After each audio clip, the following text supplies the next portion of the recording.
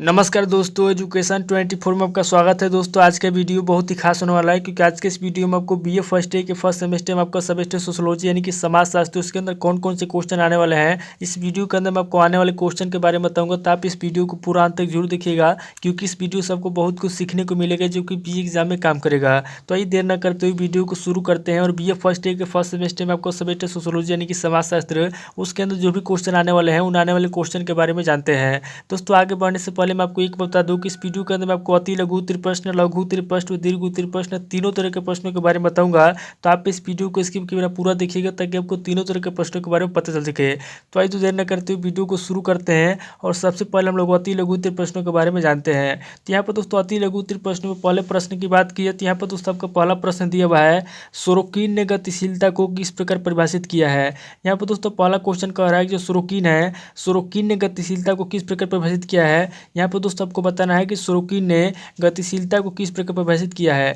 अब दोस्तों अगले क्वेश्चन की बात की जाए तो यहाँ पर दोस्तों आपका दूसरा क्वेश्चन दिया हुआ है, सामाजिक गतिशीलता से आप क्या समझते हैं। यानी कि दोस्तों दूसरा क्वेश्चन कह रहा है कि सामाजिक गतिशीलता क्या होता है, सामाजिक गतिशीलता से आप क्या समझते हैं। यहाँ पर दोस्तों आपको बताना है कि सामाजिक गतिशीलता क्या होता है, यानी कि सामाजिक गतिशीलता से आप जो कुछ भी समझते हैं यहाँ पर दोस्तों आपको सामाजिक गतिशीलता के बारे में आपको बताना है। अब दोस्तों अगले क्वेश्चन की बात की जाए तो यहाँ पर दोस्तों आपका तीसरा क्वेश्चन दिया हुआ है, सामाजिक स्तरीकरण सामाजिक एकीकरण में वृद्धि कैसे करता है। यहाँ पर दोस्तों तीसरा क्वेश्चन कर रहा है कि जो सामाजिक स्तरीकरण है सामाजिक एकीकरण में कैसे वृद्धि करता है। यहाँ पर दोस्तों आपको बताना है कि सामाजिक स्तरीकरण सामाजिक एकीकरण में कैसे वृद्धि करता है। अब दोस्तों अगले क्वेश्चन की बात की जाए तो यहाँ पर दोस्तों आपका चौथा क्वेश्चन दिया हुआ है, सामाजिक प्रतिमान क्या है। यहाँ पर दोस्तों चौथा क्वेश्चन कर रहा है कि सामाजिक प्रतिमान क्या है। यहाँ पर दोस्तों आपको सामाजिक प्रतिमान के बारे में आपको बताना है। अब दोस्तों अगले क्वेश्चन की बात की जाए तो यहाँ पर दोस्तों आपका पांचवा क्वेश्चन दिया हुआ है, फोल्कवेज के रचनाकार कौन थे, फोल्कवेज का अर्थ क्या है। यहाँ पर दोस्तों पांचवा क्वेश्चन कर रहा है कि फोल्कवेज के रचनाकार कौन थे और फोल्कवेज का अर्थ क्या होता है।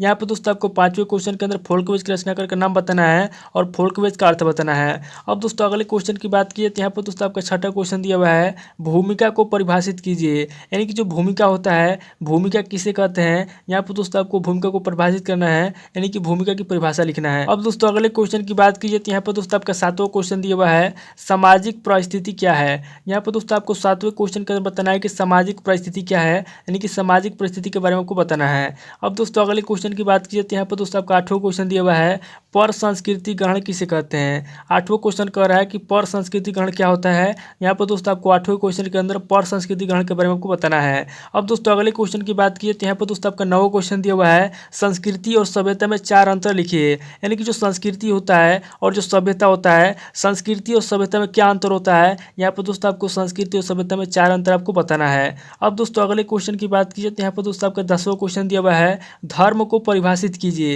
यानी कि 10वें क्वेश्चन के अंदर आपको बताना है कि धर्म क्या होता है। यहाँ पे आपको धर्म की परिभाषा लिखना है यानी कि धर्म को परिभाषित करना है। अब दोस्तों अगले क्वेश्चन की बात कीजिए तो यहाँ पर दोस्तों 11वां क्वेश्चन दिया हुआ है, राज्य के प्रमुख तत्व कौन कौन से हैं उल्लेख कीजिए। यानी कि 11वां क्वेश्चन कह रहा है कि जो राज्य हैं, राज्य के प्रमुख तत्व कौन कौन से हैं। यहाँ पर दोस्तों आपको राज्य के जो भी प्रमुख तत्व हैं उनका उल्लेख करना है। अब दोस्तों अगले क्वेश्चन की बात कीजिए तो यहाँ पर दोस्तों आपका 12वां क्वेश्चन दिया हुआ है, शिक्षा के महत्व का वर्णन कीजिए। यहाँ पर दोस्तों 12वां क्वेश्चन कह रहा है जो शिक्षा है, यहाँ पर दोस्तों आपको 12वें क्वेश्चन के अंदर शिक्षा का जो महत्व है, यहाँ पर दोस्तों 12वें क्वेश्चन के अंदर आपको शिक्षा के महत्व का वर्णन करना है।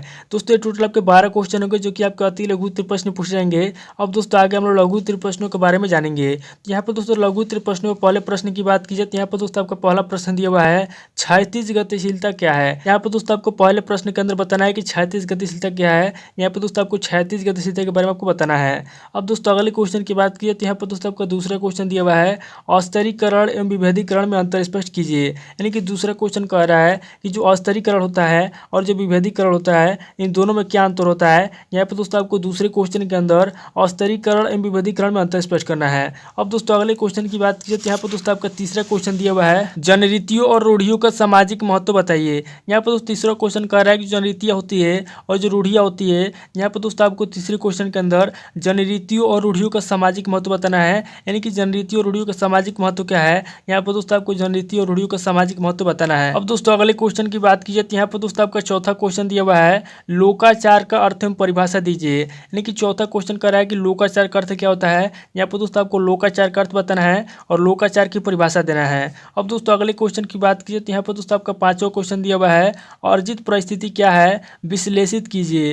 यहाँ पर दोस्तों पांचवा क्वेश्चन कह रहा रहा है कि अर्जित परिस्थिति क्या है। यहाँ पर दोस्तों आपको अर्जित परिस्थिति के बारे में बताना है और अर्जित परिस्थिति को विश्लेषित करना है, यानी कि व्याख्या करना है। अब दोस्तों अगले क्वेश्चन की बात की तो यहाँ पर दोस्तों आपका छठा क्वेश्चन दिया हुआ है, सामाजिक संरचना के तत्वों की विवेचना कीजिए। यानी जो सामाजिक संरचना के तत्व हैं, यहाँ पर दोस्तों आपको छठे क्वेश्चन के अंदर सामाजिक संरचना के तत्वों की विवेचना करना है। अब दोस्तों अगले क्वेश्चन की बात की तो यहाँ पर दोस्तों आपका सातवां क्वेश्चन दिया हुआ है, सहयोग मिश्रित संघर्ष समाज की विशेषता है, विवेचना कीजिए। यानी कि सातवां क्वेश्चन कह रहा है जो सहयोग है, सहयोग मिश्रित संघर्ष समाज की विशेषता है। यहाँ पर दोस्तों आपको बताना है कि जो सहयोग है मिश्रित संघर्ष समाज की विशेषता है, इसके ऊपर आपको विवेचना करना है। अब दोस्तों अगले क्वेश्चन की बात की तो यहाँ पर दोस्तों आपका आठवां क्वेश्चन दिया हुआ है, सामान्य और विशिष्ट धर्म में अंतर बताइए। यहाँ पर दोस्तों आठवां क्वेश्चन कह रहा है जो सामान्य धर्म है और जो विशिष्ट धर्म है, सामान्य और विशिष्ट धर्म में क्या अंतर है।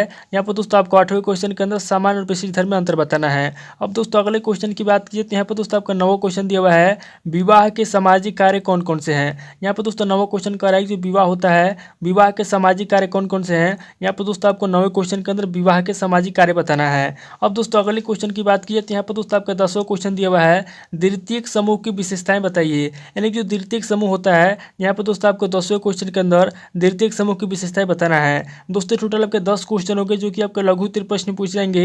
अब दोस्तों आगे हम लोग दीर्घ उत्तरीय प्रश्नों के बारे में जानेंगे। तो यहाँ पर दोस्तों दीर्घ उत्तरीय प्रश्न में पहले प्रश्न की बात कीजिए तो यहाँ पर दोस्तों आपका पहला प्रश्न दिया हुआ है, उदागर गतिशीलता क्या है, उदागर गतिशीलता के प्रकारों की संक्षिप्त विवेचना कीजिए। यहाँ पर दोस्तों पहला क्वेश्चन कह रहा है कि उदागर गतिशीलता क्या है, उदागर गतिशीलता कितने प्रकार का होता है। यहाँ पर दोस्तों आपको सबसे पहले उदागर गतिशीलता के बारे में बताना है, उसके बाद दूसरे स्टेप में आपको उदागर गतिशीलता के प्रकारों का संक्षिप्त विवेचना करना है। अब दोस्तों अगले क्वेश्चन की बात कीजिए तो यहाँ पर दोस्तों आपका दूसरा क्वेश्चन दिया हुआ है, सहयोग को परिभाषित कीजिए, सहयोग की विशेषताएं और महत्व की विवेचना कीजिए। यहाँ पर दोस्तों दूसरा क्वेश्चन कह रहा है जो सहयोग होता है, यहाँ पर दोस्तों आपको सबसे पहले सहयोग की परिभाषा लिखना है, उसके बाद आपको सहयोग की विशेषता बताना है और लास्ट में आपको सहयोग के महत्व की विवेचना करना है। अब दोस्तों अगले क्वेश्चन की बात कीजिए तो यहाँ पर दोस्तों आपका तीसरा क्वेश्चन दिया हुआ है, सामाजिक नियंत्रण के साधन के रूप में राज्य की भूमिका की विवेचना कीजिए। यानी कि तीसरा क्वेश्चन कह रहा है जो सामाजिक नियंत्रण है, यहाँ पर दोस्तों आपको सामाजिक नियंत्रण के साधन के रूप में राज्य की भूमिका है। यहाँ पर दोस्तों आपको सामाजिक नियंत्रण के साधन के रूप में राज्य की भूमिका की विवेचना करना है। अब दोस्तों अगले क्वेश्चन की बात कीजिए तो यहाँ पर दोस्तों आपका चौथा क्वेश्चन दिया हुआ है, सामाजिक समूह से आप क्या समझते हैं, प्राथमिक एवं द्वितीयक समूह में अंतर स्पष्ट कीजिए। यानी कि चौथा क्वेश्चन कह रहा है कि जो सामाजिक समूह होता है, सामाजिक समूह से आप क्या समझते हैं,